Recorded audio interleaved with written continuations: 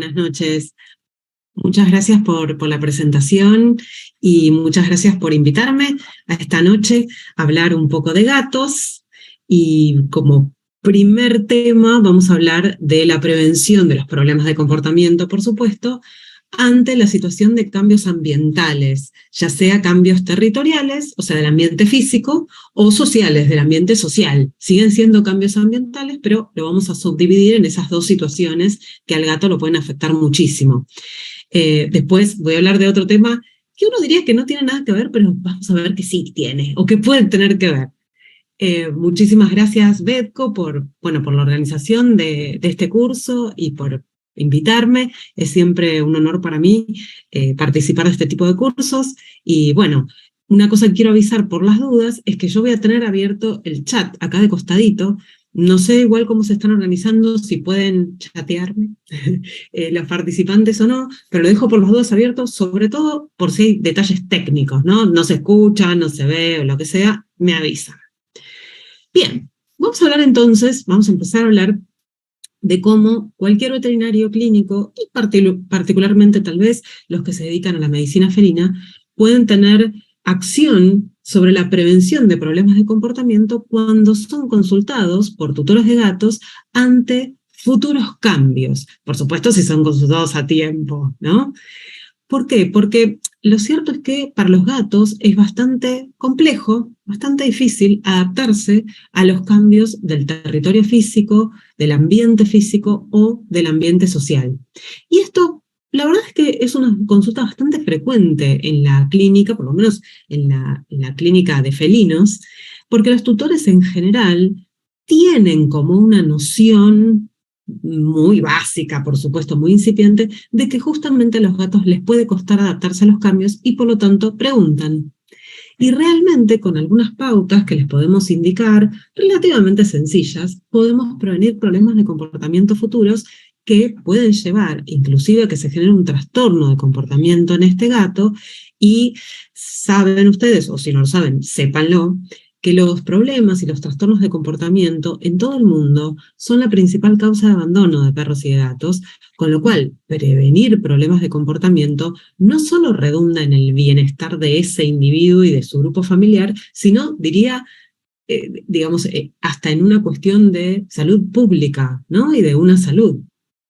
Entonces, todas las pautas que vamos a ver hoy, que tienen que ver con la prevención de problemas futuros en relación a los cambios territoriales y sociales, están pensadas para gatos que son comportamentalmente normales.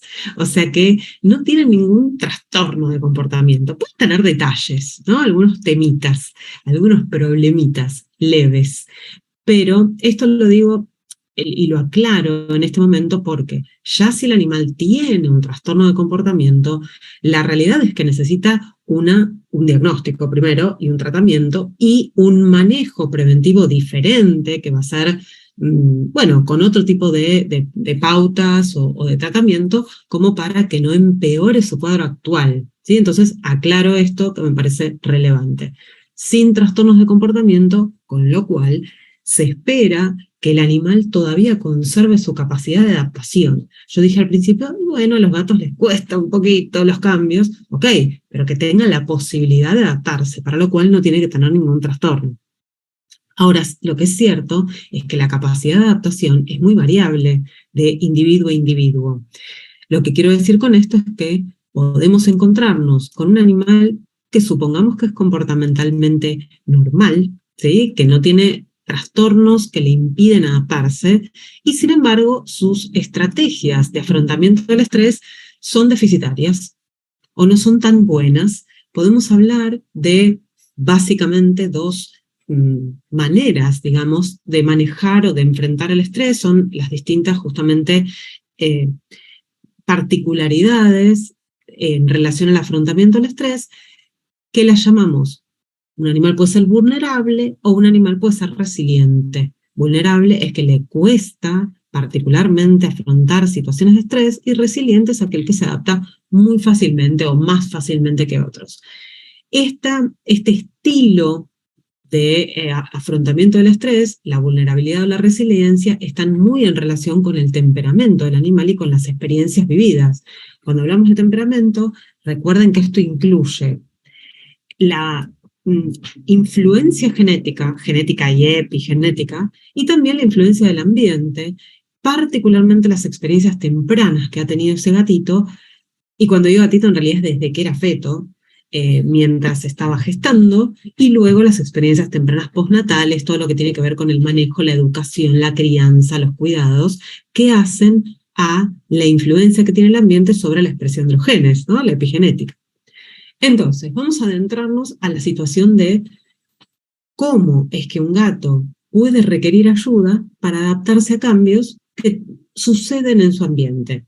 Primero, recordar que cuando digo modificaciones ambientales, cambios ambientales, puedo referirme tanto a lo territorial físico, edilicio, digamos, particularmente mudanzas, reformas, cambios en la decoración, cambios en los muebles, o bien, como dije antes, modificaciones en el ambiente social, que también es ambiente, donde acá vamos a hablar particularmente de la situación de traer un nuevo congénere, o sea, este gato tiene que generar una adaptación social, aparece un cambio social homo específico, porque es otro gato el que le aparece como novedad, vamos a decir, o bien un nuevo animal, pero de otra especie.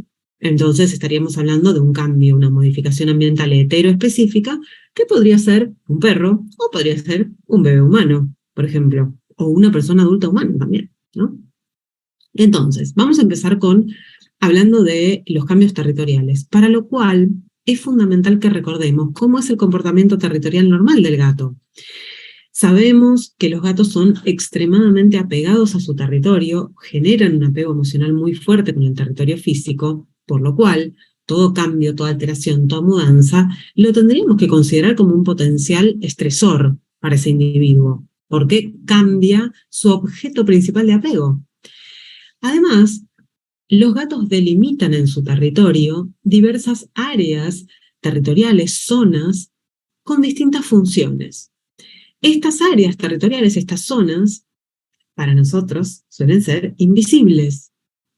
No sabemos exactamente cuáles son estas áreas territoriales, bueno, quiero decir, en qué lugar de la vivienda están, pero ellos delimitan un área de aislamiento que utilizan no solo para dormir, sino también para estar solos, para aislarse, para descansar, para acicalarse, por ejemplo. Un área de mayor actividad, que es en general donde manifiestan actividad lúdica, puede haber, además, en ese lugar pueden comer, y también un área de agresividad, que en general es el área donde defienden su propio territorio y donde también pueden tener actividad de cacería predatoria. Ahora, estas áreas funcionales las delimitan con señales que, digamos, dejan el ambiente, pero además perciben ellos mismos y las perciben también sus congéneres, que básicamente son diversas formas de marcar, de limitar a través de marcación. Puede ser marcación por arañado. Recuerden que la marcación por arañado no solamente genera una serie de líneas verticales por la lesión, digamos, que producen las uñas en el tejido donde realiza la marcación ungueal, sino que además deja feromonas podales que se sintetizan y se secretan en las almohadillas palmares, fundamentalmente, por lo cual la señal del arañado no es solamente visual, es también feromonal, semioquímica. En general, los gatos arañan en las zonas cercanas al lugar donde descansan, al área de aislamiento. Por eso es tan frecuente que dejen sus señales de arañado en el sillón, el sofá, la cama, el colchón de sus tutores, porque muchas veces duermen ahí. O utilizan ese lugar como área de aislamiento. Además nos encontramos con el marcaje o marcación facial, donde restriegan las zonas de las mejillas, del mentón, las áreas temporales, dejando feromonas faciales. Este es un tipo de delimitación o de marcaje territorial básicamente químico, ¿no? Semioquímico, feromonal. También deja alguna marca visual, pero secundaria, digamos. Y la marcación urinaria, que no debería producirse, digamos, en el propio territorio del gato si es que está castrado, sea macho o sea hembra, y si no tiene que delimitar el territorio con respecto a otro gato invasor, no debería ocurrir. Por cual si ocurre es porque algún problema estamos teniendo, ¿no? La marcación urinaria, como ustedes saben, se produce con una postura corporal típica, diferente de la eliminación de orina. En general es en postura en estación, enfrentando, digamos, el perine contra el área a marcar con orina y emitiendo un spray, aunque existe la marcación urinaria horizontal con el animal agachado, que se parece mucho la postura corporal a la eliminación de orina por vaciamiento de la vejiga, pero el volumen siempre es muy escaso, digo, como para diferenciarlo. También, en relación con el comportamiento territorial, muy importante recordar que los gatos necesitan un área de aislamiento, una zona de refugio donde poder estar solos, tranquilos, que nadie los moleste. Nadie es ningún otro gato y tampoco personas que le molesten o perros o lo que sea que haya en esa vivienda, pero además necesitan también ejercer cierto control visual, porque no se olviden que, por supuesto, el gato es un predador, pero también podría ser presa de otros animales, con lo cual necesita también reconocer, digamos, los posibles peligros. Entonces, en general, estando en altura, tiene la posibilidad de visualizar qué es lo que ocurre a su alrededor, en el territorio. Por eso es que utilizamos tanto la estrategia de generarle alturas, generarle escondites dentro del programa, el protocolo de enriquecimiento ambiental. Van a ver muchas veces que utilizo la sigla EA, enriquecimiento ambiental, lo voy a explicar una vez, pero después las van a haber repetido un montón de veces. Entonces, enriquecimiento ambiental. ¿A qué me refiero? Lo llamo enriquecimiento ambiental porque es la frase más famosa, pero en realidad no es solamente ambiental el enriquecimiento que podemos y debemos realizar a nuestros pacientes felinos o recomendar realizar a nuestros pacientes felinos para mejorar sus necesidades comportamentales para que puedan expresar de la mejor manera posible sus comportamientos naturales que les son específicos a su especie. Entonces, una posibilidad es el enriquecimiento territorial propiamente dicho, que básicamente es tratar de incrementar la superficie, pero no la superficie en metros cuadrados, sino la superficie en metros cúbicos, o sea, la superficie vertical, en la tercera dimensión.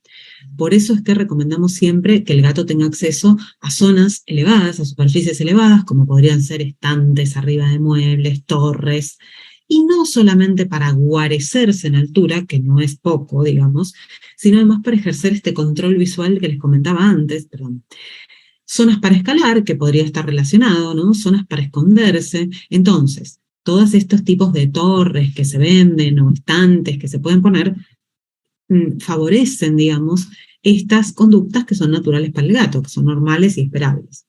Además, vamos a utilizar dentro de lo que llamamos enriquecimiento ambiental, también enriquecimiento sensorial. Probablemente se puso un poco más de moda, entonces es probable que ustedes lo hayan escuchado o leído, que debemos utilizar también sustancias atrayentes y atractivas, voy a decir, desde el punto de vista olfativo para los gatos, como pueden ser algunas hierbas que a ciertos gatos los atraen, como el catnip, la valeriana, la manzanilla o camomila. Después van a encontrarse que hay gatos que los atrae la aceituna, la oliva, el fruto de la oliva, el orégano, o diversas hierbas o vegetales, digamos, que cada uno tiene su particularidad y lo tenemos que ir descubriendo, ¿no? A ver qué le interesa, qué le gusta. También podemos, dentro del enriquecimiento sensorial, incorporar enriquecimiento nutricional, que ayuda, digamos, a enriquecer el sentido del gusto y del olfato, por supuesto que el gato está en extremo relacionado, con alimento apetitoso, con alimento diverso, con alimento húmedo, que en general al gato le gusta más. También podemos enriquecer sensorialmente generando estímulos visuales interesantes, por ejemplo, la visualización de exteriores. Si este gato no puede salir, bueno, tal vez pueda ver por una ventana, en un balcón con una red. Ver hacia afuera es una forma de enriquecer su sentido de la visión. Y estímulos táctiles, como podría ser el material rugoso que suelen tener los rascadores, que le permita justamente arañar. ¿Sí? Entonces tenemos diversidad de opciones para enriquecer sensorialmente a nuestros pacientes felinos.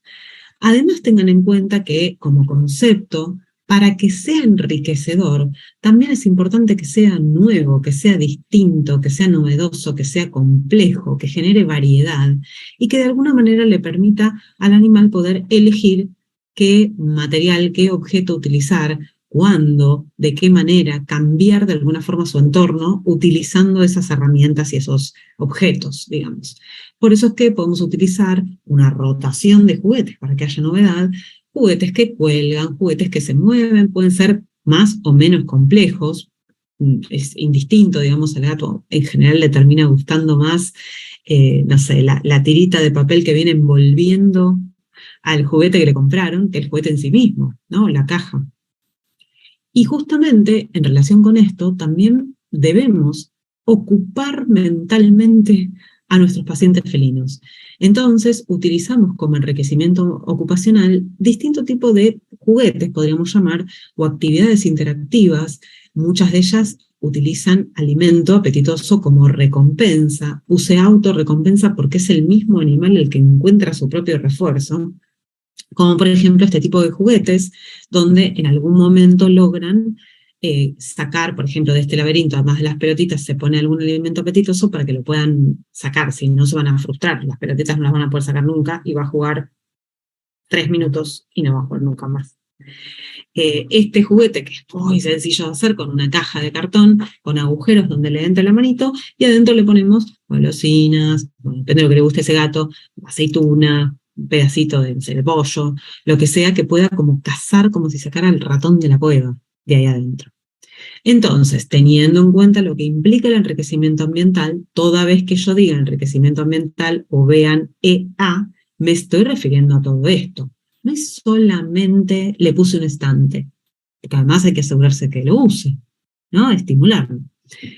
Bueno, entonces, ¿qué es lo que ocurre cuando hay una mudanza? Cuando realmente se modifica por completo el territorio porque la familia con el gato se muda a otra casa. Entonces, sin duda, toda alteración del territorio, sea una mudanza literal o reformas, cambios de muebles y hasta a veces solamente pintar una pared, para el gato, la percepción puede ser como si se hubiera mudado, aunque está en la misma vivienda, pero se cambiaron los muebles, se cambió la pintura, no porque se cambie el color, sino porque se pierden sus marcas territoriales, ya sea porque se muda a otro lado o porque al pintar la pared se pierden las marcas faciales y en muchos casos las marcas también de arañado, si se cambian los muebles, por ejemplo. Con lo cual, esta pérdida de marcas al gato le representan que perdió esa señalización de las áreas funcionales que había delimitado dentro de esa vivienda y debe delimitarlas nuevamente. Eso al gato le genera un esfuerzo emocional y cognitivo mayor, digamos. Y puede hasta como desorientarse en el espacio y tener que construir un nuevo mapa cognitivo con respecto, un mapa espacial, digamos, con respecto a su nuevo territorio. Y reorganizar también las áreas funcionales, sobre todo si es una mudanza literalmente, digamos, porque realmente es diferente el lugar y va a tener que volver a delimitar estas áreas. Esto, en gatos resilientes, se resuelve, diría que en unas pocas horas, pero en gatos vulnerables no. Y puede llevarles muchos días y semanas y hasta meses y pueden no adaptarse nunca si no los ayudamos. Entonces, si es un animal vulnerable, puede generar un trastorno de ansiedad por la modificación, por el conflicto que le genera haber cambiado de territorio.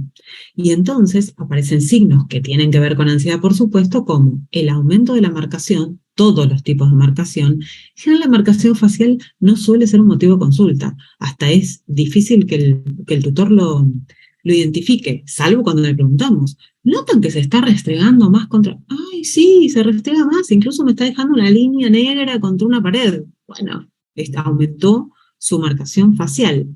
En la marcación por arañado y la marcación urinaria, sin duda que el tutor la va a identificar. También puede haber marcación fecal, quise decir, perdón. No solo urinaria, sino también fecal. O sea, hay que diferenciarla de lo que es la eliminación inadecuada, pero hasta pueden darse ambas, que haya marcación urinaria por aspersión, spray, y que además haya eliminación adecuada, ya sea de orina o de material fecal, o de las dos. como parte de un trastorno de ansiedad. Ya estamos yéndonos al extremo, ¿no? Yo le quiero mostrar cuál es la peor de las situaciones para que veamos por qué me interesa prevenirla, ¿no? Puede haber hiporexia, el animal se puede volver agresivo, sobre todo hacia los ajenos al grupo, ¿no? Una agresión de tipo territorial, pero también puede volverse más irritable y si antes toleraba sin mayor problema el contacto físico, digamos, las caricias, dejar de tolerarlo. Puede haber eh, agresión por miedo, o sea, todo lo que sea agresión defensiva. Y desde el punto de vista de la actividad cinética, digamos, puede estar aumentada y que esté hiperactivo, que esté sobreexcitado, que esté sobreactivo, o puede estar disminuida. Y entonces el animal está más bien recluido, evitativo. Todos los signos típicos de la ansiedad, que son la hipervigilancia, la hiperreactividad, la aparición de actividades de sustitución, como puede ser el autolamido excesivo, que es bastante frecuente en gatos, y entonces aparecen esas zonas alopésicas extensivas, producto de un trastorno de ansiedad, sin ninguna patología primaria de piel. O predisposición a otras enfermedades físicas, después más tarde vamos a hablar de una de ellas, que tienen un componente inmunomediado. Por ahí las más clásicas, las más típicas son la cistitis intersticial felina o el síndrome de intestino irritable, pero también el asma bronquial, después lo vamos a charlar. Entonces, ¿qué hacemos si viene un tutor y nos cuenta que se va a mudar con su gato? Bueno, para prevenir problemas, vamos a hacer primero, le vamos a indicar que haga una preparación previa. El gato que se muda tiene que estar preparado para afrontar ese cambio, con lo cual, si ya tiene algún trastorno de base o tuvo en el pasado alguna alteración comportamental, entonces puede ser necesario utilizar algún psicofármaco, como por ejemplo fármacos con efecto ansiolítico, o podemos usar en algunos casos nutracéuticos o feromonas sintéticas durante el proceso previo, intramudanza y posterior a la mudanza. Y además vamos a tener que habituarlo al transporte y al transportín, o sea, a la transportadora, no sé cómo lo llaman, la caja de transporte, ¿sí? Para lo cual, para habituarlo a la transportadora, tiene que estar disponible, abierta, en el lugar donde el animal suele refugiarse, o sea, en su área de aislamiento, y le ponemos adentro alimento apetitoso, hierbas atrayentes, juguetes, si es un animal juguetón, o su mantita, como para que vaya ahí a dormir. Además, tenemos que preparar la vivienda destino, porque como vamos a mudar al gato, tiene que estar adaptada a las necesidades comportamentales del gato, con lo cual pensar en el enriquecimiento ambiental antes de la mudanza. Es decir, es mucho más fácil clavar estantes, digamos, antes de mudar todos los muebles. Entonces, puede ser que tengamos que hacer alguna pequeña intervención en la vivienda destino. Luego sobreviene el transporte propiamente dicho. Para el transporte, además de que esté habituado a la caja, puede requerir un tranquilizante. Depende cómo sea el temperamento de ese gato y las experiencias previas que tenga con el transporte. Y luego vamos a utilizar un protocolo que llamamos de reterritorialización. Primero para practicar las R's, pero además porque justamente le enseña al gato de a poco y de manera gradual que ese es un nuevo territorio y le va permitiendo delimitar las áreas en forma paulatina.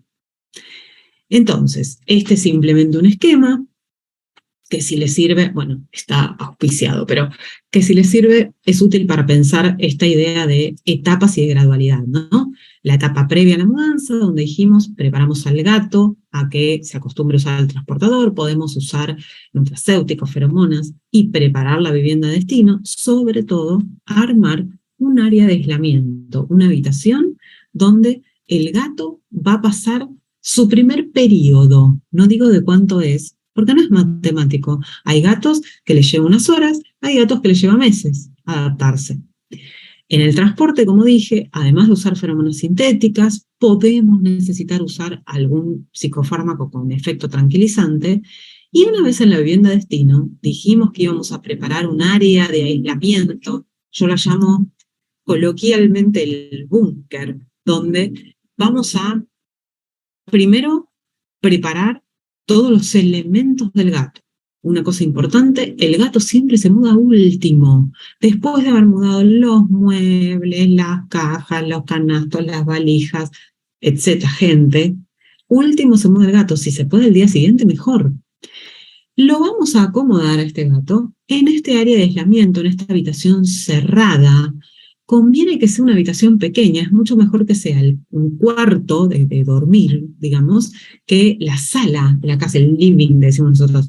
Conviene que sea un lugar un poco más pequeño. Por pequeño no tiene por qué ser un cuarto de baño, no tan chiquito, pero que se pueda cerrar y que el gato pueda recorrerlo rápido y fácilmente. En ese lugar vamos a colocar la transportadora cerrada y aguardar a ver la respuesta. Si el gato enseguida se acerca a la puerta de la transportadora y con la patita empieza a querer salir, bueno, está claro que ese gato está en condiciones de explorar. Entonces, con la puerta cerrada de esa habitación, le abrimos el transportador. Y si comienza a explorar, permitimos que explore libremente, podemos estimular, fomentar, reforzar esa exploración. Y una vez que vemos que este animal está perfectamente adaptado a esa habitación, porque la explora normalmente, se sube arriba de la cama, se sube al estante, come sin problema, elimina sin problema en sus piedritas, vamos a intentar abrir la puerta de esa habitación, sin forzar al gato a salir, solo abrimos la puerta. Si el gato espontáneamente sale de la habitación y comienza a explorar el resto del territorio, le permitimos.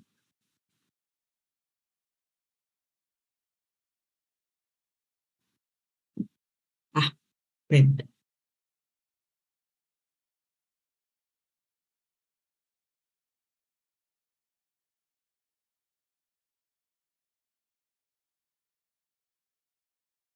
Me atoré, probablemente con un pelo de alguno de mis gatos.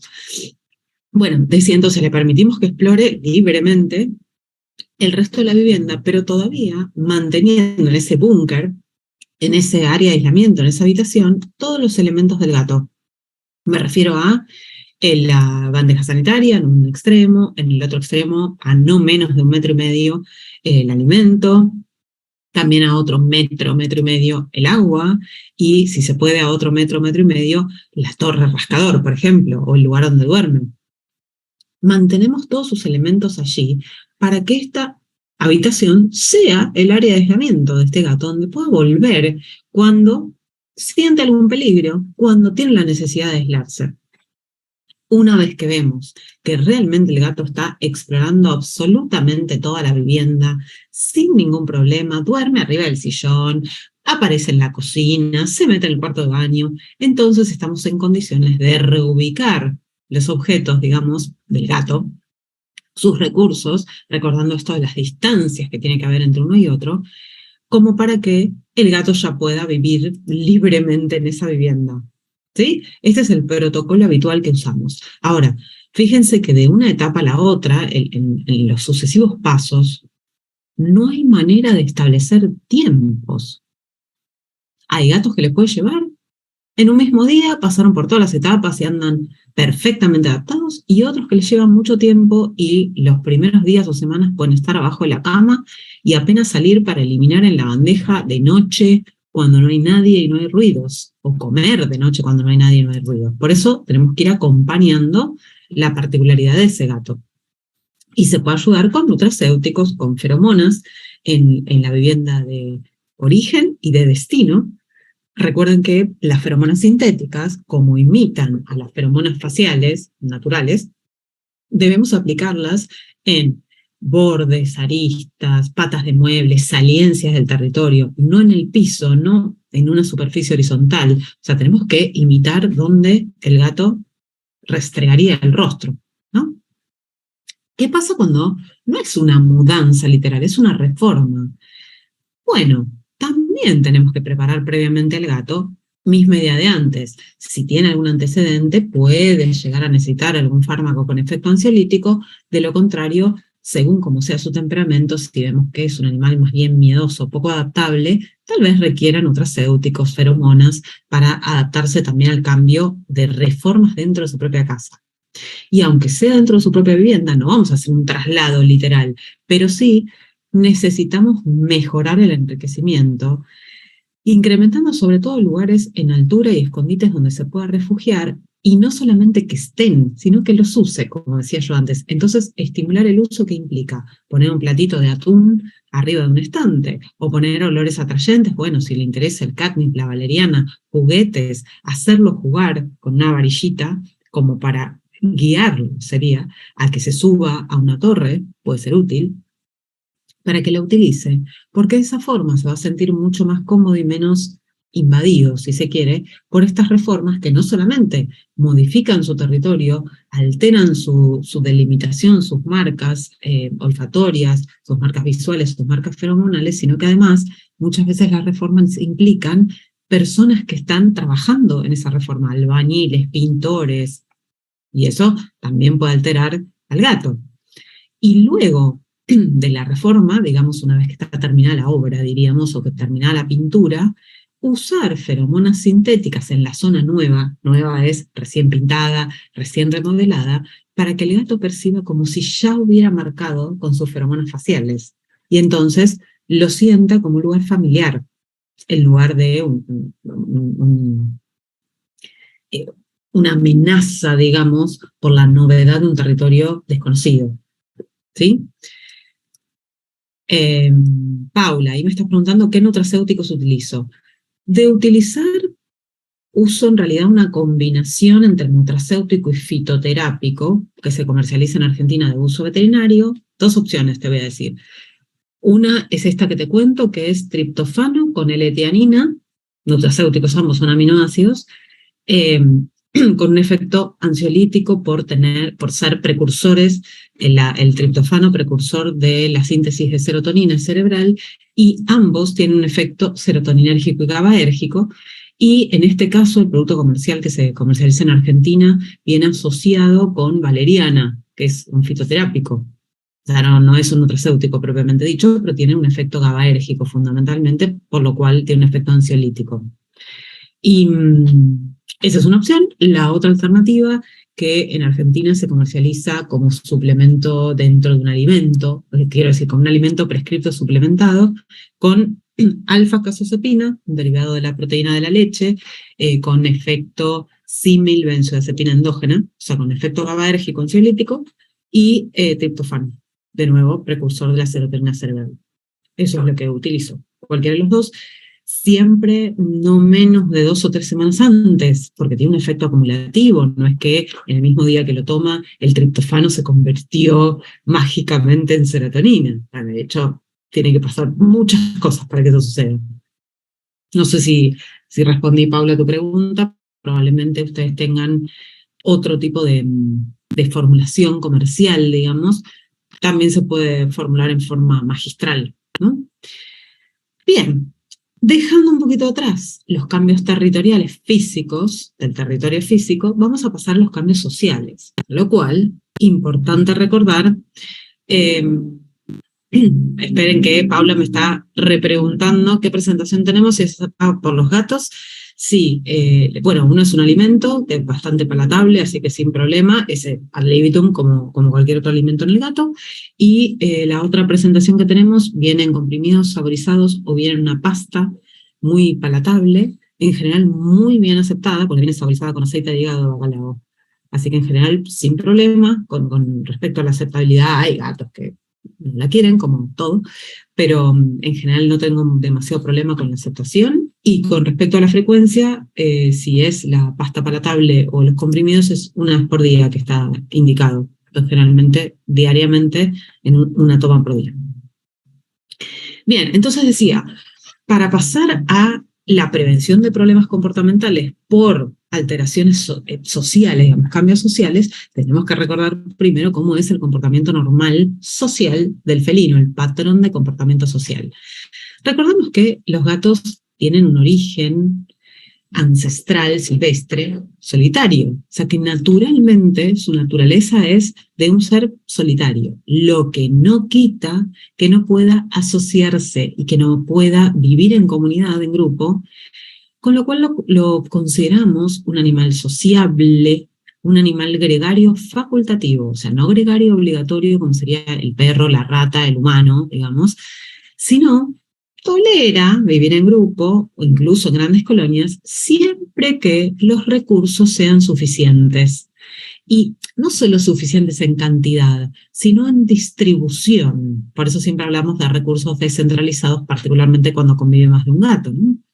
Ahora, recuerden que los gatos no tienen una organización jerárquica, bueno, porque de hecho son naturalmente solitarios, sí eh, para vivir en sana convivencia, tienen un manejo de recursos, digamos, pero no jerárquico. Tienen una estructura social más bien igualitaria, como si todos tuvieran el mismo rango, pero en general, en los grupos de gatos, suele haber un gato déspota, que es el que utiliza los recursos por encima de todos los demás, y en general agrede a los otros gatos cuando se acercan a esos recursos.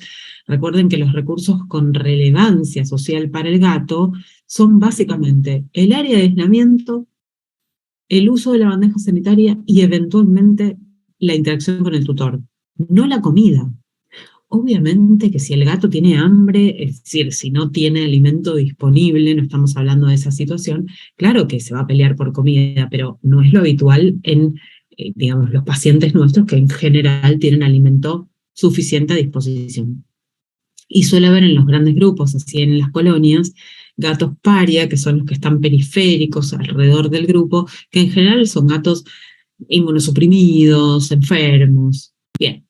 Ahora, para que los gatos puedan convivir armoniosamente dentro de su grupo, tienen que respetarse sus distancias, su distancia social. Ellos nos han enseñado muchísimo durante la pandemia sobre la distancia, el distanciamiento social, la distancia individual, el espacio individual y lo que llamamos la distancia crítica, que si es sobrepasada, entonces seguramente el gato manifieste una agresión de tipo defensiva e irritativa, ¿no?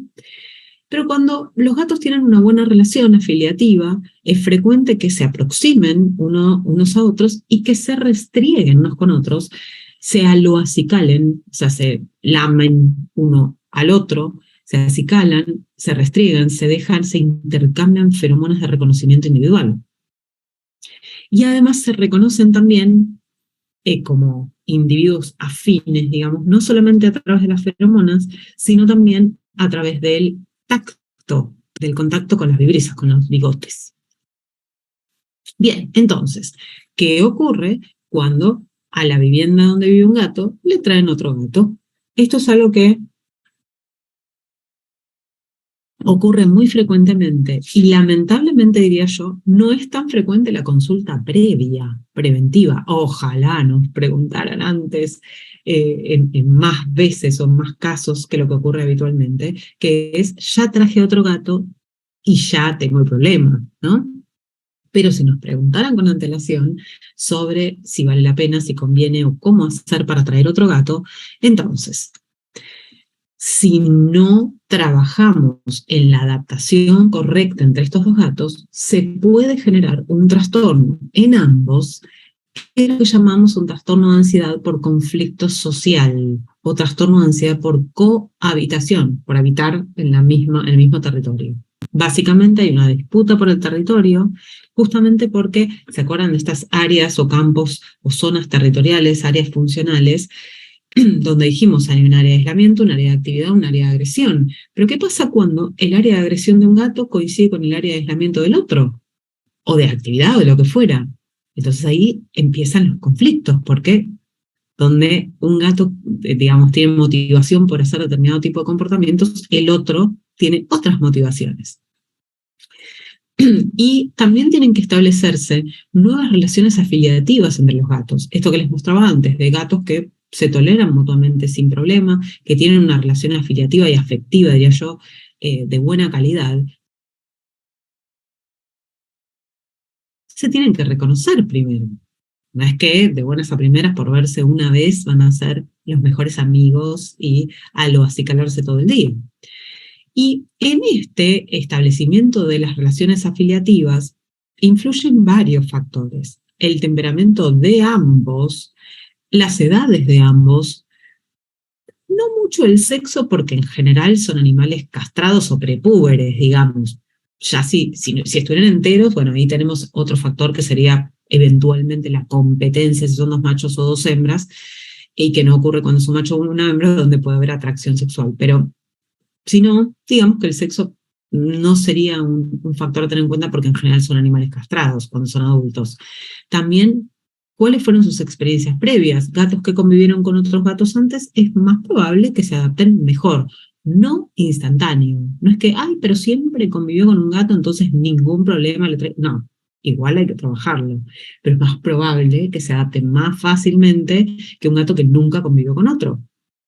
Y como ya dije, la competencia, digamos, por la utilización de recursos, donde, como les decía antes, los recursos con importancia son el área de aislamiento, donde refugiarse, las zonas en altura, los escondites, el uso de la bandeja, la interacción con el tutor y no la comida, los juguetes, como podría ser para un perro, si hacemos una analogía, ¿no?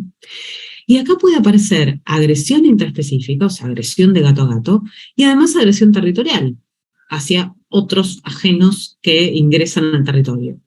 Entonces, nuevamente para prevenir, si es que somos consultados a tiempo, bueno, nos gustaría tener otro gato, o algo muy frecuente son los ensambles familiares, ¿no? Una persona con su gato se quiere convivir con otra persona con su gato. Y entonces, bueno, ¿cómo trabajar eso? Ahí es más probable que nos pregunten, nos consulten antes. Entonces, nuevamente, podemos usar nutracéuticos, eventualmente podemos usar psicofármacos para preparar a esos animales, y lo que es muy importante es que tenemos que habituarlos al uso de elementos de control como son la transportadora y eventualmente el pretal o el arnés, ¿sí? Que podemos llegar a utilizar en general. Entonces, vamos a empezar trabajando con campos de aislamiento, áreas de aislamiento separadas. O sea, que empezamos con animales en dos espacios, dos habitaciones diferentes. Lo cual hay que tener dos habitaciones diferentes en el departamento, en la casa, que tengan puerta para poder cerrarlo.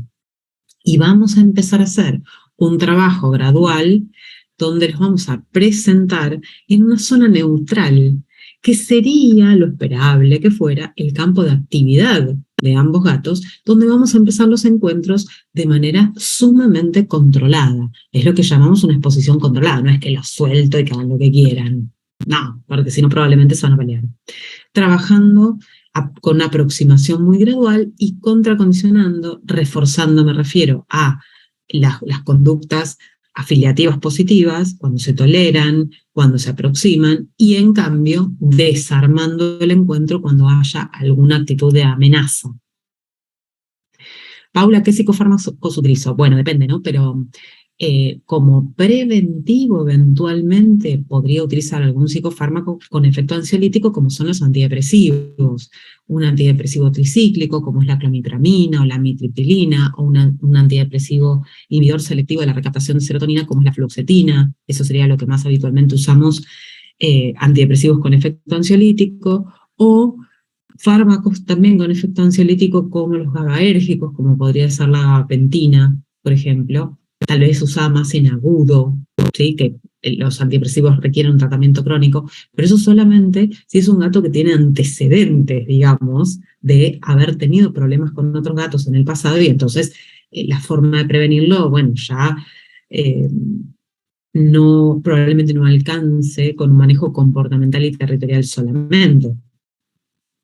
Y también, así como para el cambio territorial tenemos una especie de protocolo, para este cambio social, el encuentro entre dos gatos adultos, lo vamos a hacer de manera gradual, donde tienen áreas de aislamiento separadas que vamos a intercambiar. Es decir, en algunos momentos del día, el gato A va a pasar al área de aislamiento del gato B, mientras el gato B pasa al área de aislamiento del gato A. También vamos a hacer paseos en el resto de la vivienda, además para que aprovechen el resto de la vivienda y la sigan explorando. Por eso hacemos intercambio de áreas, paseos, ¿no? Por el resto de la vivienda. Y también podemos, en ese primer periodo, donde los gatos se están habituando a la utilización de las transportadoras, por ejemplo, podemos hacer un intercambio de feromonas faciales con paños de algodón donde restregamos un paño por el rostro, por toda la zona productora de feromonas faciales de un gato, y luego con ese mismo paño pasamos como si untáramos el cuerpo del otro gato y lo mismo al revés. Esto para imitar cuando un gato se resta con otro gato. Obviamente no lo podemos hacer artificialmente, no puedo agarrar a los dos gatos y restregarlos así de manera forzada. Entonces puedo trasladar feromonas faciales de un gato a otro. Mientras hacemos ese traslado de feromonas, de objetos, de camitas, para que se vayan reconociendo feromonal y olfativamente, los gatos se van habituando al uso de las transportadoras para que podamos empezar con los encuentros en un área neutral, donde empezamos a la máxima distancia, por ejemplo en la sala, en el living, un gato en un extremo y el otro en otro, y mirándose enfrentados, si se toleran sin agresión, entonces podemos aproximarlos un poquito, una distancia un poquito menor entre ambas transportadoras. Mientras se toleren, los podemos seguir acercando y además vamos a favorecer, vamos a reforzar el comportamiento de tolerancia, digamos, y de no agresión, y en cambio, si hubiera agresión, volvemos al punto anterior, es decir, cada uno se va a su área de aislamiento. Por eso, digamos, este camino, este diagrama de flujo es iterativo, ¿no? O sea, puede volver para atrás cuando alguno de los gatos presentó una fase de amenaza. Pero la idea es ir reduciendo la distancia que existe entre las transportadoras hasta que logremos poner las transportadoras pegadas, puerta con puerta. Y si eso ocurre y no hay agresión, entonces podemos pasar al siguiente estadio, que es la misma idea de aproximación gradual, con una exposición controlada, con los gatos, cada uno con un arnés o cada uno en brazos de una persona si es que toleran el mantenerse en brazos.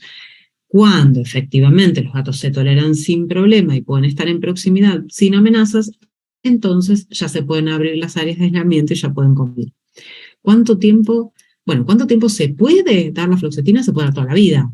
Lo que pasa es que es raro que lo necesite toda la vida un gato, pero hay casos en los que sí. En general, el promedio de un tratamiento, estamos hablando de un animal con un trastorno de comportamiento, que no es el caso que estoy hablando hoy, en promedio lleva entre 3 y 6 meses de tratamiento farmacológico. ¿Y en qué dosis? 0,5 a 1 miligramo por kilo por día. Bien, ¿qué pasa cuando ese cambio social implica un nuevo animal, pero de otra especie? Lo más frecuente, la situación de traer un perro donde vive un gato, o al revés, ¿no? Entonces, primero tenemos que considerar y que indagar si el perro está bien socializado con gatos y el gato está bien socializado con perros, para lo cual deberían haber tenido contacto el uno con el otro, digamos, con la otra especie, durante el periodo sensible de socialización. Si eso ocurrió, lo cierto es que la socialización es espontánea en ese periodo de la vida, eh, donde aún si a un gatito se le, en el periodo sensible de socialización, entre las 2 y las 7 semanas, se le presenta un perro que le ladra, amenazante, el gatito se va a socializar igual. Lo mismo le pasa al perro. Si el cachorro, entre las 3 y las 12 semanas de vida, su periodo sensible de socialización es presente, igual se va a socializar. En cambio, un animal juvenil o un animal adulto que ya pasó y se terminó la ventana de ese periodo sensible de socialización, no se va a socializar si el contacto es desagradable, aversivo. Solamente se va a poder socializar a través de contactos ocultos. Lo vamos a tener que hacer de manera terapéutica, o sea, guiada, con intervención. Bien, ¿qué ocurre si el perro no está bien socializado con gatos? Y lo más probable es que tenga una reacción de agresión predatoria. Ocurre si el gato no está bien socializado con perros, es probable que tenga agresión por miedo, defensiva, ¿verdad? También a veces ocurre que aunque estén bien socializados, puede haber juego brusco, que el perro no tenga una buena inhibición de mordida o que el gato no tenga una buena inhibición del uso de las garras y que terminen en lesiones, aunque sea dentro de un contexto lúdico, con lo cual también hay que trabajarlo, además porque si hay un juego brusco de un perro de talla grande, un gato pequeño, puede ser fatal ese juego.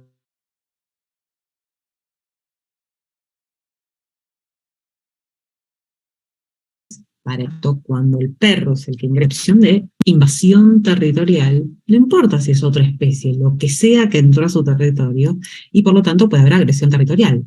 Entonces, al igual que antes, tenemos que hacer una preparación previa. Ambos, sobre todo el perro, pero puede ser ambos, que conozcan algunos comandos básicos. Por ejemplo, que el perro se sepa sentar, con la orden, quiero decir, de sentado, ¿no? Con el comando de sentado. Ambos, perro y gato, tienen que estar habituados a los distintos elementos de control que vamos a utilizar. El perro al uso de collar, o de pretal o arnés, bozal eventualmente, o collar de cabeza tipo halti.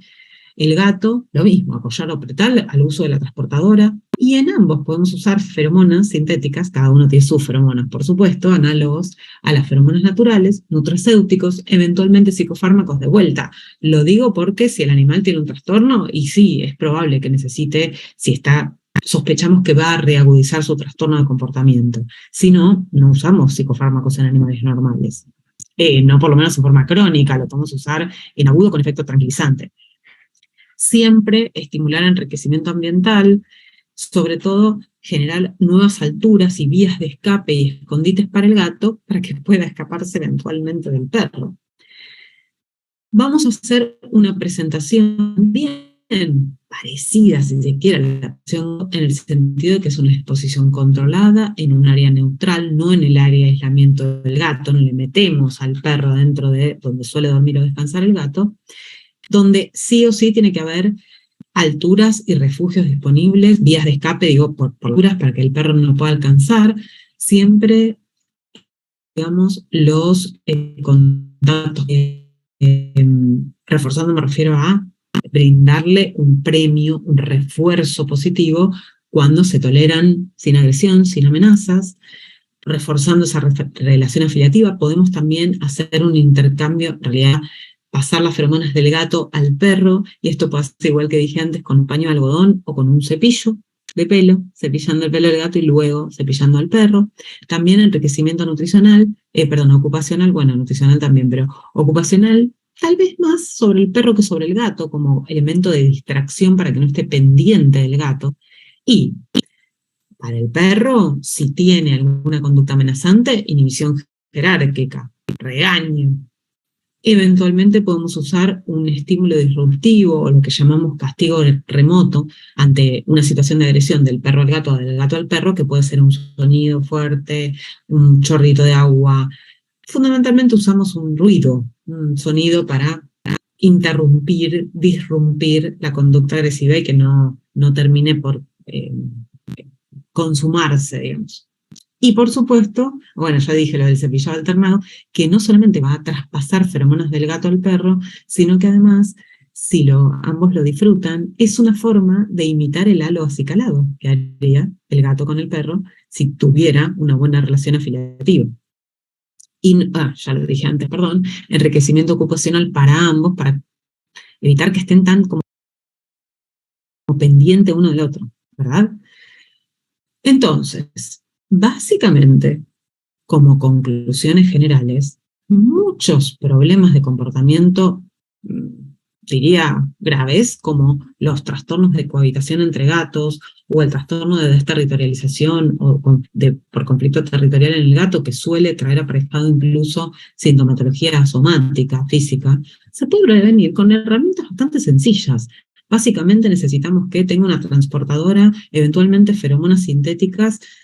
Tal vez podamos usar nutracéuticos. Ahí me está preguntando Francisco sobre productos homeopáticos como el Calmer. No sé particularmente qué es el Calmer, no comercializa de esa forma en mi país, así que no sé lo que tiene como compuesto activo.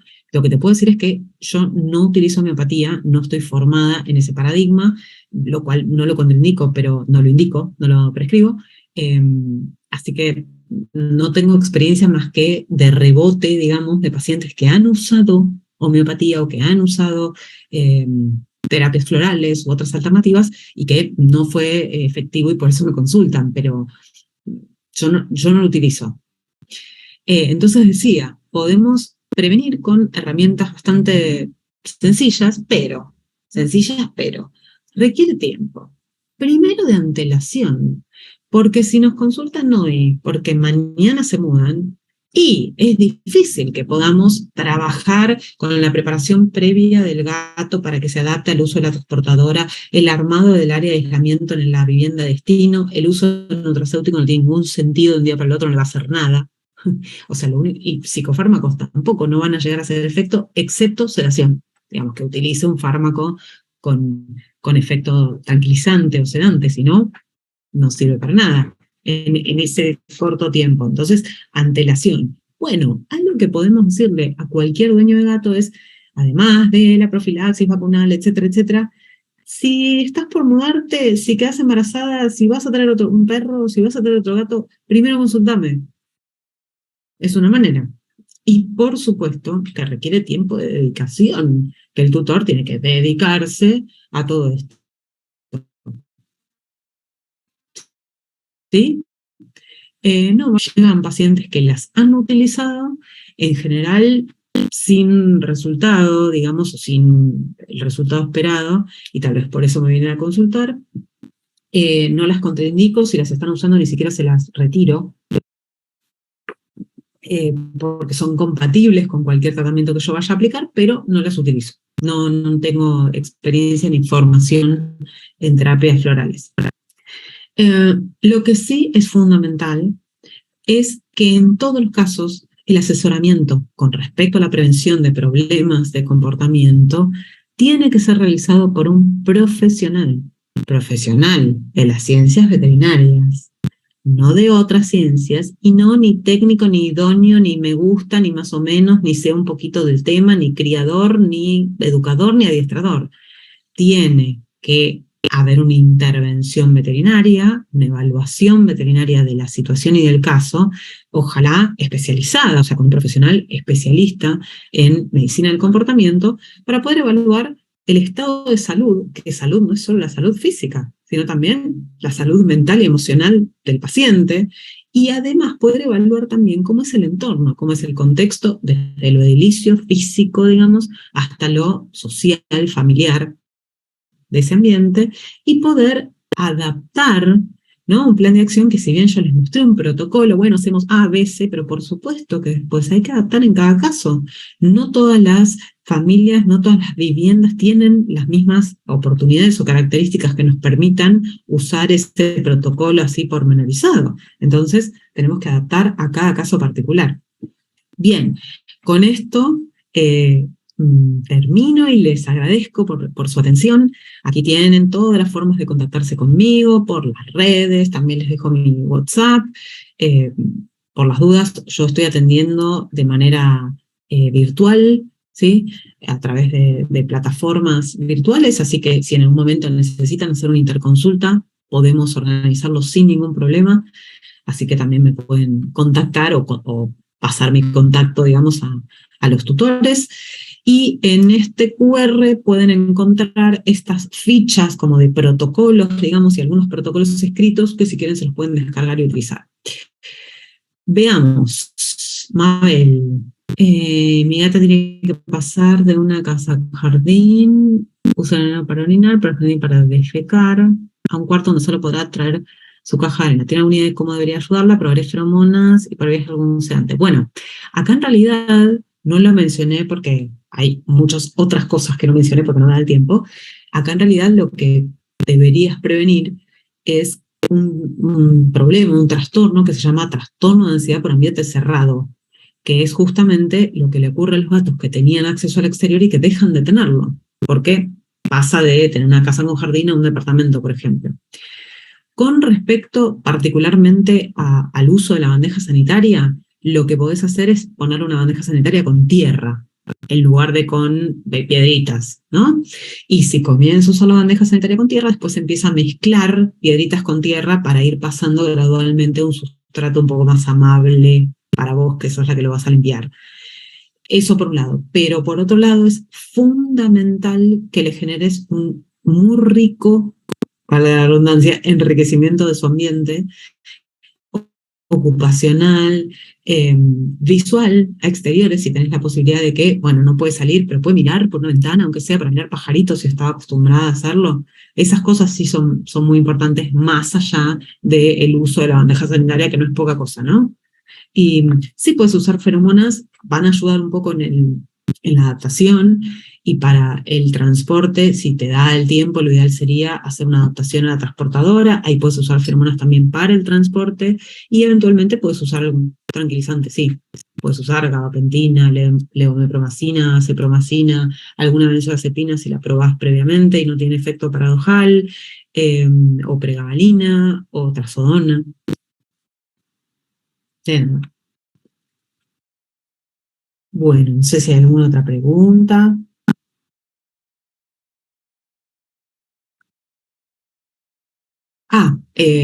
Paula, me preguntabas en caso de embarazo. Bueno, el embarazo no sería el problema sería el bebé. No lo puse hoy porque no me alcanzaba el tiempo para hablar de todas las opciones. Me faltaría ensamble familiar, duelo por pérdida de individuo, un montón de cosas que, bueno, si quieren otro día las hablamos en otro momento. Con respecto a la llegada de un bebé, para los gatos, lo más relevante en cuanto a la llegada de un bebé no es el bebé en sí mismo, sino todo el mobiliario que viene junto con el bebé. Nosotros lo llamamos ajuar, no sé si ustedes también. El cochecito, el huevito, la cunita, el Moisés, un montón de cosas que a mí me gusta decir que tienen ese eufemismo de llamarla eh, huevito, cochecito, con el hito final, como si fuera algo pequeño, cuando en general no es muy pequeño el objeto. Para el gato es mucho más relevante la aparición de ese como mobiliario nuevo, que tenemos que adaptarlo porque realmente le cambia su territorio. Entonces podemos usar feromonas sobre los objetos nuevos, tenemos que enseñarle a no dormir en la cunita donde va a dormir el bebé, reconocer esos elementos mucho más que el bebé en sí mismo, que en general el gato al bebé de brazos lo ignora por lo general. Puede estar cerca sin mayor problema, pero después cuando empieza a moverse, a deambular, en general huye. Tiene que tener dónde huir, entonces tiene que tener vías de escape, cual si fuera una convivencia con un perro, y ahí ya estaríamos hablando de un infante, no de un bebé. Pero en general con el bebé de brazos no es mayor problema el bebé, sino todo lo que viene a su alrededor, y es lo que hay que trabajar.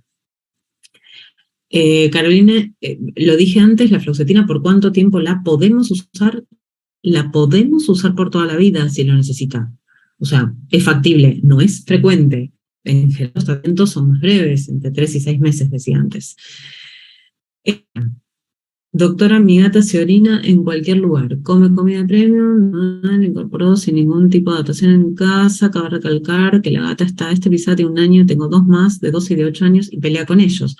Hasta se una vez el bolso de una de mis visitas. Bueno, habría que ver si eso de se orina en cualquier lugar es marcación o es eliminación adecuada. Fundamentalmente depende del volumen y de esos lugares cuáles son. Por ejemplo, que haya orinado sobre el bolso de una visita es marcación, no es eliminación adecuada. Está marcando y es una conducta territorial. Seguramente si se pelea con los otros gatos haya un conflicto territorial que hay que dilucidar, desarmar, y un conflicto territorial y social en realidad, y hacer una presentación gato-gato, igual que lo que les mostré, como si fuera que por primera vez viene un gato con estos gatos que ya conviven, porque evidentemente no están conviviendo bien, si no, no habría marcación ni peleas. Así que eso va a haber que diagnosticarlo y trabajarlo. La fluoxetina tiene efectos secundarios si altera un hemograma.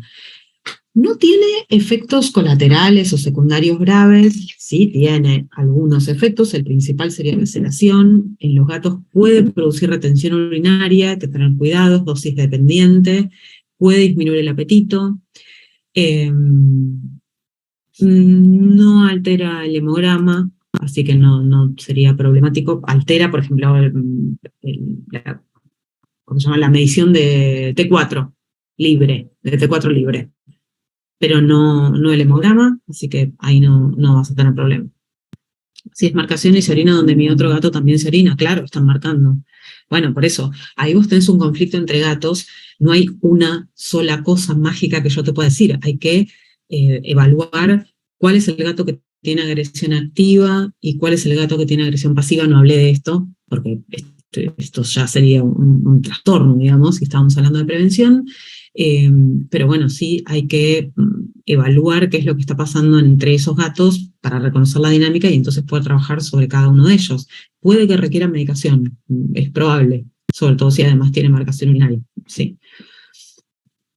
Mariana, un gatito con agresión redirigida y daño medular, el L4, L5 puede usar fluoxetina. Sí, no está contraindicada en absoluto, por más que tenga daño medular, no sé si es traumático, este daño que decís, supongo que sí. Incluso tiene un efecto absolutamente sutil, digamos, pero un efecto analgésico. Sutil en el sentido de que comparado con otros analgésicos es mala como analgésico la fluoxetina, pero tiene un leve efecto analgésico que hasta se podría aprovechar, y además no se olviden del componente emocional del dolor, ¿no? Que sí lo va a trabajar. Sí, me imaginé que traumático, sí. Bueno, lo que habría que ver es si eso que vos decís agresión redirigida, eh, si es redirigida propiamente dicho, o sea, te referís a una agresión predatoria hacia un objeto que no es el blanco original. Sí, puedes usar fluoxetina, igual habría que ver, en la agresión predatoria no tiene tanto efecto la fluoxetina como sí sobre las agresiones afectivas, ¿no? La ofensiva o la defensiva, pero cuidado si no te estás refiriendo a una agresión defensiva por dolor, ¿no? Una lesión medular que no sea que ante el contacto eh, tiene una agresión no redirigida, sino dirigida hacia quien tiene contacto con el animal, ¿no? No sé, estoy hipotetizando sobre el caso.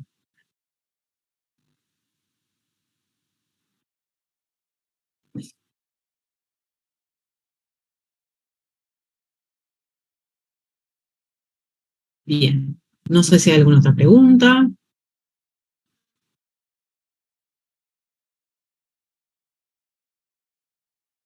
Ok, toma pregabalina para el dolor, pero se enoja y ataca. ¿A quién? ¿Cómo? ¿En qué circunstancia? ¿En qué contexto? Es decir, cuando ante el contacto, digamos, ante la manipulación, o es ofensivo, asertivo, de la nada, porque sí viene y ataca. Eso es lo que habría que dilucidar. Si fuera defensivo, la pregabalina per se podría ser una buena alternativa terapéutica. Habría que ver si estás usando dosis. Las dosis analgésicas son más bajas que las dosis ansiolíticas. Podrías aumentar un poco la dosis, tal vez, ¿no? Depende, bueno, qué dosis estés usando. Ante la manipulación, bueno, entonces hay que ver si te viene bien controlado el dolor, probablemente sea una agresión irritativa, puede haber hecho un condicionamiento aversivo con el dolor, aunque ya no le duela, entonces hay que trabajar una desensibilización a la manipulación, conductualmente hablando, reforzando la tolerancia. Y, te iba a decir otra cosa. Eh, y por supuesto, nunca forzar el contacto, siempre fomentar, digamos, que el animal se acerque ante el llamado, que puede ser con un juguete, que puede ser con algo rico, y no forzar, invadir, porque si no, seguro que va a tener una agresión por la manipulación, sobre todo si le duele o le dolió antes, que podría ser también, ¿no? Que sea un condicionamiento aversivo. A ver aquí. Se me fue el chat, esperen un segundo. Tengo una familia de 13 gatos, en el cual solo uno es el que se mantiene agresivo, marca con el niño. ¿Qué puede hacerse cuando son tantos felinos y sin mucho espacio? De verdad, entre nada y casi nada. Es decir, cuando conviven tantos gatos en un espacio reducido, es muy difícil poder trabajar, porque es muy difícil descentralizar los recursos, que es lo que necesitan los gatos para convivir sin problema. Por eso digo entre nada y casi nada, perdón por lo pesimista, pero probablemente lo que vos tenés es un gato déspota. Es esperable que haya un gato déspota en un grupo de 13 y que marque el territorio, también es esperable. En esa cantidad de animales, y sobre todo si decís que es un espacio, digamos, reducido, complicado. Trataría de generar más cantidad de niveles. Sepan que cuando dos gatos o tres o cinco, los que sea, están en el mismo ambiente, pero uno está en una altura y otro está en otra, su percepción es como si estuvieran en ambientes distintos. Entonces eso tal vez te sirve, no tenés mucho espacio en bidimensional, pero sí por ahí podés mejorar el espacio tridimensional. Eventualmente, bueno, se puede hacer un diagnóstico de ese gato y si realmente tiene una agresión patológica, entonces puede requerir medicación. En general, para los casos de agresión usamos fluoxetina. La gabapentina usada durante tiempo moderado tiene efectos secundarios, o habría pacientes en los que no la podemos usar. La gabapentina también la podría usar toda la vida, un animal que no tiene, digamos, ninguna alteración fundamentalmente renal, ¿no? Que lo único que tenemos que tener un poquito de cuidado con la dosis, pero la verdad es que es muy segura. Así que se podría utilizar por tiempo prolongado, sin mayor problema. Solamente cuidado en los nefrópatas. Que no es que no se pueda usar, es que hay que trabajar con menos dosis por una cuestión de clearance. Nisi, ¿de qué me estás hablando? ¿Qué dosis de qué? ¿De gabapentina? ¿Sería que me estás preguntando? De gabapentina. ¿Y cuántos días antes? A ver, si te referís a si la quiero dar como tratamiento agudo para el transporte, días no, horas, 3 horas antes. Se utiliza 20 miligramos kilo o 100 miligramos gato, más o menos. Eso es lo habitual para buscar sedación, ¿no? Para el transporte. Como dosis ansiolítica, en general usamos 10 miligramos por kilo, y eso puede darse cada 8 a 12 horas, perdón, cada 8 o cada 12 horas, o cada 24, dependiendo del cuadro. ¿Y cuántos días antes? No sé de qué, pero sí, estamos como preparando para una mudanza, para a un animal que ya tiene algún antecedente, si no, no habría por qué medicarlo, y por lo menos una semana antes. Pero la gabapentina justo tiene un efecto agudo, entonces la podemos usar en el inmediato anterior, las horas antes, digamos, 3 horas antes en general es lo que se recomienda.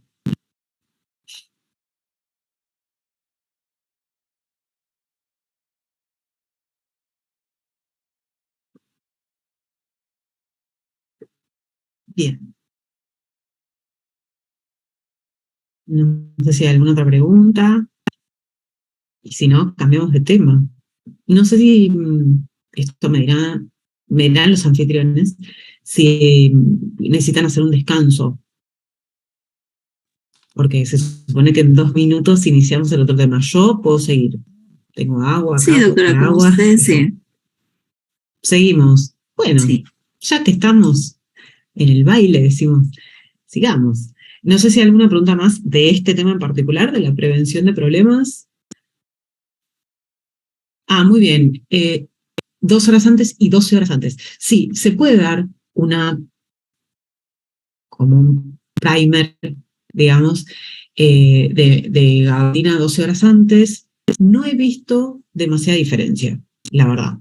Es decir, lo he probado utilizándolo para gatos, por ejemplo, para que vayan al consultorio veterinario para una revisación, vacuna o lo que fuera, en gatos que tienen agresión defensiva. Y en los gatos en los que no funcionó darle 3 horas antes, que en general funciona más 3 horas que 2, porque hay algunos gatos que tarda más en hacer efecto, entonces prefiero decir 3 horas antes. En la mayoría a la hora y media ya le hace efecto, pero por las dudas, me pasó de probarlo también 12 horas antes y 3 horas antes y no cambió nada. No le hizo efecto, no le hizo efecto. Entonces, no sé si vale tanto la pena. Se puede probar, es bastante inocua, así que no habría problema de intentarlo mientras se lo logren dar al gato, ¿no? Porque, bueno, dárselo 2 veces es el doble de trabajo que de dársela una. Pero sí, se puede dar 12 horas antes y entre 2 y 3 horas antes del evento. Agudo. Del transporte, de ir a la veterinaria, de viajar. Uso bastante la gabapentina para los viajes en avión. Muy bien. Bueno, si no hay otras preguntas de este tema, podemos pasar, perdón, no es esto.